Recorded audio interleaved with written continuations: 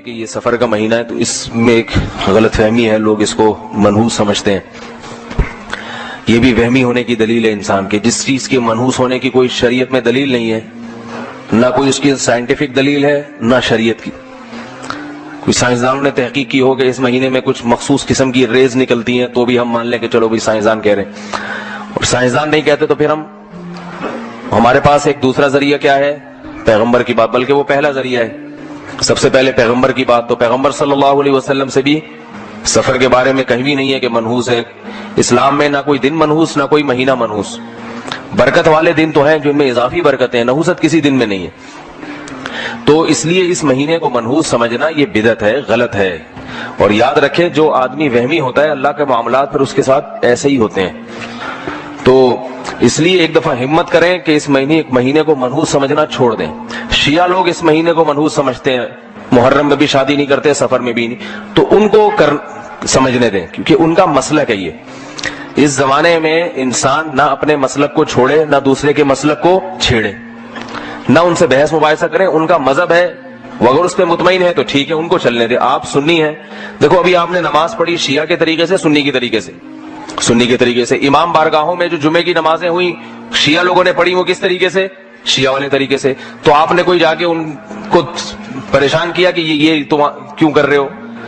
وہ اس لیے کہ بھائی وہ ان کا مسلک ہے، ایسے ہی کر لیں. آپ کا مذہب جیسے تھا آپ نے ایسے پڑھ لی. تو صرف نماز میں نہیں، باقی چیزوں میں بھی ہونا چاہیے. ان کا مذہب ہے محرم اور سفر کے مہینے کو منحوس سمجھتے ہیں، اس میں شادی نہیں کرتے. سنی مذہب نہیں ہے یہ. تو آپ ایک مذہب کو فالو کریں نا. اور یہ بھی یاد رکھیں کہ جس چیز کے منحوس ہونے کی دلیل نہیں ہے تو اس میں پھر ایسا کام کرنا چاہیے تاکہ آپ کے عقیدے کی اصلاح ہو. دیکھو بنی اسرائیل کو اللہ نے گائے ذبح کرنے کا حکم دیا ہے. کوئی اور جانور بھی تو کہہ سکتے ہیں ذبح کرو. اس کی حکمت بعض علماء نے بیان کی ہے کہ جیسے ہندوؤں میں گائے کو ماتا سمجھا جاتا ہے نا، تو یہ بہت پرانا ہے. گائے کی عبادت قدیم زمانے سے ہوتی آ رہی ہے. تو بنی اسرائیل میں بھی یہ شرک آہستہ آہستہ آنے لگا تھا، گائے کو مقدس سمجھنا. اس لیے اللہ نے حکم دیا کہ صرف اتنا کافی نہیں ہے کہ گائے کو جو ہے معبود سمجھنا چھوڑ دو، اتنا کافی نہیں ہے. بنی اسرائیل تو حضرت موسیٰ پر ایمان لائے تھے نا، تو وہ گائے کو تھوڑی خدا سمجھتے تھے. لیکن اللہ نے کہا اتنا نہیں، اس کو اپنے ہاتھ سے گلا کاٹو، گائے کا ذبح کرو. کیونکہ جس کے دل میں ذرا سا بھی وہم ہوگا نا وہ گلا کم از کم نہیں کاٹے گا، کہیں ایسا نہ ہو گائے ماتا بددعا دے اور میرے سارے بیڑا غرق ہو جائے. تو اللہ نے کیا کہا؟ گلا کاٹو اس گائے کا، ذبح کرو، گائے ذبح کرو. تبھی بنی اسرائیل نے حیل و حجت کہ دل میں تھوڑا سا کہیں چور چھپا ہوا تھا کہ گائے نہیں بکری کاٹ لیں گے، دمبا کاٹ لیں گے، یہ گائے کا کیوں کہا جا رہا ہے؟ اس کی مثال ہے جیسے کوئی ہندو اسلام قبول کرے، بقرعید کے دن اس کی پہلی کوشش تو کیا ہوگی؟ گائے کے علاوہ کوئی چیز ذبح کر لوں میں، کیونکہ ایک طویل عرصے سے گائے کی محبت اس کے دل میں پیدا ہو چکی. اب آپ پہلے ہی مہینے اس کو کہتے ہیں گائے کاٹو، تو کہے گا ٹھیک ہے گائے کاٹنے سے نقصان تو نہیں ہوگا، لیکن اگر ہو گیا، ہمارے سارے بزرگ صدیوں سے کہتے آئے ہیں گائے ماتا ہے، تو وہ کوشش کیا کرے گا کہ گائے کے علاوہ کچھ بھی کٹوا لو. تو اس لیے اللہ نے کیا کہا بنی اسرائیل کو؟ گائے کاٹنی پڑے گی، بکری نہیں، دمبا نہیں، اونٹ نہیں، گائے کاٹو. تو بنی اسرائیل اسی چکر میں تھے کہ گائے کے علاوہ کچھ اور ہو جائے. تبھی سوالات کیسی گائے ہونی چاہیے، اللہ نے کٹوائی. تو یہ جب تک دماغ سے انسان کے فاسد عقیدہ نہیں نکلتا، جب تک کہ اس کی علاج خود نہیں کرتا. تو محرم اور سفر میں شادیاں کیا کریں، تقریبات محرم سفر میں رکھا کریں.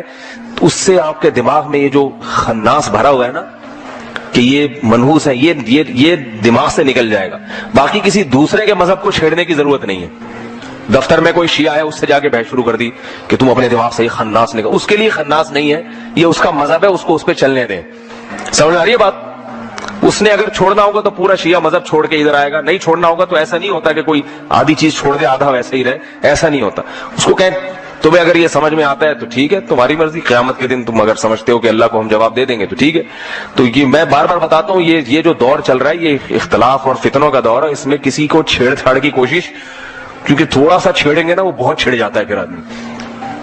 کسی کو ذرا سا آپ نے اگر یوں کر کے ابھی چھیڑ کے دیکھیں کسی نمازی کو باہر، ذرا سا چھیڑیں گے پھر دیکھیں وہ آگے سے ہاتھا پائی، تو وہ افورڈ نہیں کر پاتا آدمی. پھر تھوڑا بھی نہ چھیڑے، اپنے کام سے کام رکھیں. جو آپ سے ہدایت لینے کے لیے آ رہا ہے، جیسے آپ لوگ تو خود مجھ سے یہاں آئے ہیں نا سیکھنے کے لیے، بیان سننے کے لیے، تو میں پھر آپ کو بتا رہا ہوں کبھی ایسا نہیں ہوتا آپ کے گھر جا کے میں نے آپ کو خود سے چھیڑا ہو کہ یہ سفر میں شادی کیوں نہیں کر کے اتنی ربیع الاول کی ڈیٹ کیوں لی ہے بچی کی آپ نے؟ جب میں نے آپ کو بیان میں سمجھایا تھا کہ سفر منحوس نہیں ہے تو پھر ربیع الاول تک چھلانگ لگانے کی کیا ضرورت تھی؟ کبھی آیا کسی کو؟ بھائی پھر جو آپ ربیع الاول میں کریں، آپ کریں ہی نہیں سرے سے شادی، ساری زندگی کمارے رہیں، ہماری صحت پہ کوئی اثر نہیں پڑتا. صحیح ہے نا؟ تو چھیڑ چھاڑ کا زمانہ نہیں ہے. البتہ اپنے عقیدے پر کم از کم مضبوط رہیں. محرم اور سفر میں شادیاں کیا کریں. تقریبات جو بھی جائز تقریبات ہوتی ہیں محرم سفر میں، اس کو نحوست کا تصور دماغ سے نکال دیں بالکل. اور پھر اگر اللہ نہ کرے کوئی شادی ناکام ہو گئی محرم کی وجہ سے، یعنی محرم کی وجہ سے تو نہیں ہوگی، محرم میں کیا اور شادی ناکام ہو گئی اتفاق سے، تو یوں نہ کہیں کہ محرم کی وجہ سے ہوئی ہے. یہ سوچیں جس کی ربیع الاول میں ہوئی تھی اس کی کون سی کامیاب ہوئی ہے. آج کل کہاں شادیاں کامیاب ہو رہی ہیں؟ شادی کامیاب کرنے کے لیے محرم سفر کی بات نہیں ہوتی، اس کے لیے میاں بیوی میں میچنگ اور دونوں کی ماں باپ نے کیا تربیت کی ہے، کیسے، یہ ساری چیزوں کا دخل ہوتا ہے. اس کا محرم یا سفر سے کوئی تعلق نہیں.